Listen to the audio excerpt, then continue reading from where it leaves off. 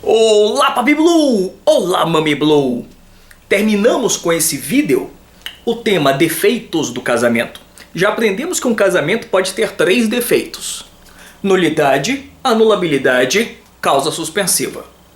Já tratamos sobre nulidade, defeitos insanáveis do casamento. Tratamos em 2 vídeos inclusive sobre casamento anulável, defeitos que têm conserto. Tratemos agora sobre o terceiro tipo de defeito. Casamento em causa suspensiva. Aqui ó, casamento em causa suspensiva. O casamento em causa suspensiva tem defeito, mas a consequência não é grave. A consequência do casamento em causa suspensiva é que não pode escolher regime de bem. Eu repito. A consequência é que não pode escolher regime de bem. A lei escolhe. É esse regime aqui, ó. Casamento vai ser em separação obrigatória. Em separação obrigatória de bens. Não tratamos ainda sobre regimes de bens. Mas confie em mim. Quando se casa em causa suspensiva, não pode escolher comunhão parcial, comunhão total, participação final nos aquestos, não. Obrigatoriamente é separação. Separação obrigatória de bens. Então note que é um defeito, mas não é um defeito. Porque é chamado inclusive causa suspensiva porque suspende, no momento do casamento, a escolha do regime de bem. São 4 as situações onde há casamento em causa suspensiva. Então, quantas são as causas suspensivas? 4. Todas elas estão no 1523, no artigo 1523 do Código Civil. É um inciso para cada uma. Vamos a elas? Primeiro caso. Novo casamento de viúva, que teve filho do casamento anterior, que terminou por viuvez, e ainda não fez o inventário do cônjuge falecido e não fez a partilha. Devagar. Temos um casal. Tá vendo aqui? Esse casal teve um filho. Aqui ó, filho, os pais. Esse cara vai morrer. Morreu. E essa mulher ficou viúva. Então temos uma viúva com filho do casamento anterior. Essa mulher, essa viúva, pode casar de novo? Pode. Pode casar de novo sim. Só tem um detalhe. Se ela não fizer o inventário do falecido, aqui ó, e não fizer a partilha de bens, ela pode casar de novo. Mas vai casar em regime de separação de bens, de separação total de bens. Isso ocorre para que não haja prejuízo para a herança desse filho, né?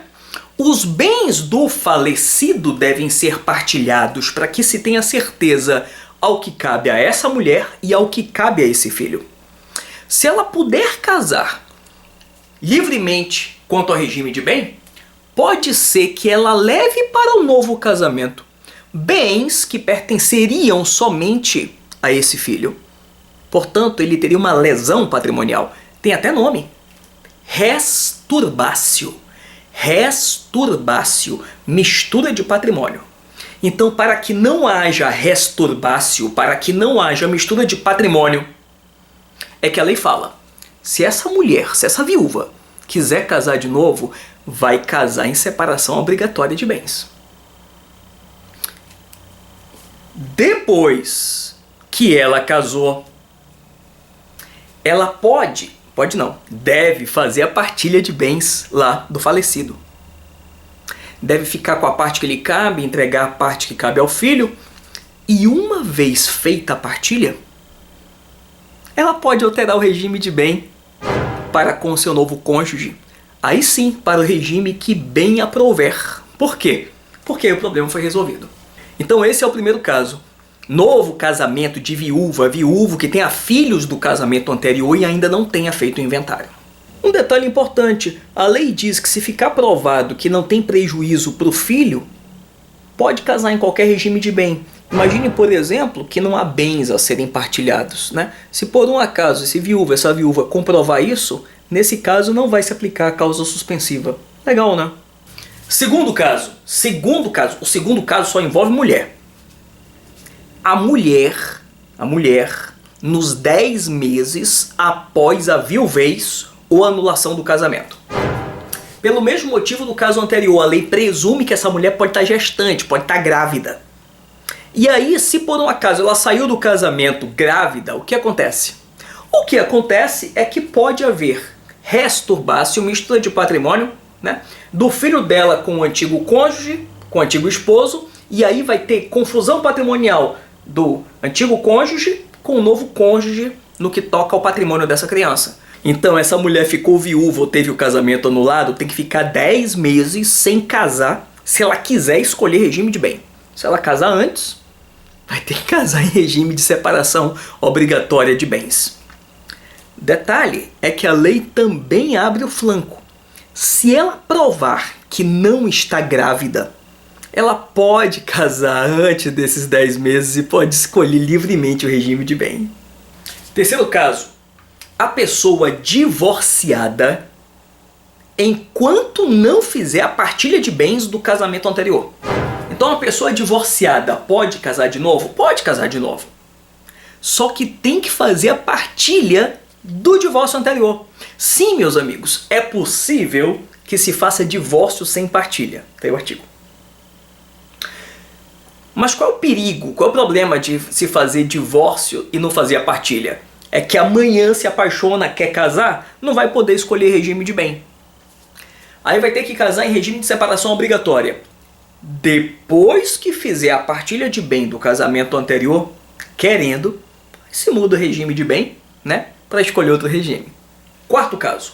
Caso haja casamento de tutor com tutelada, curador com curatelada, ainda havendo tutela e curatela, não havendo prestação de contas e havendo dívida a ser saldada, adivinha? Vão casar em regime de separação obrigatória. Então, se por um acaso, imagina que eu tenho 17 anos.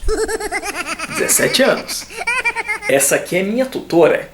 Minha tutora. Nos apaixonamos. Podemos casar? Podemos. Que podemos, podemos. Só tem um detalhe. Enquanto ela for minha tutora, separação obrigatória. Estamos em causa suspensiva.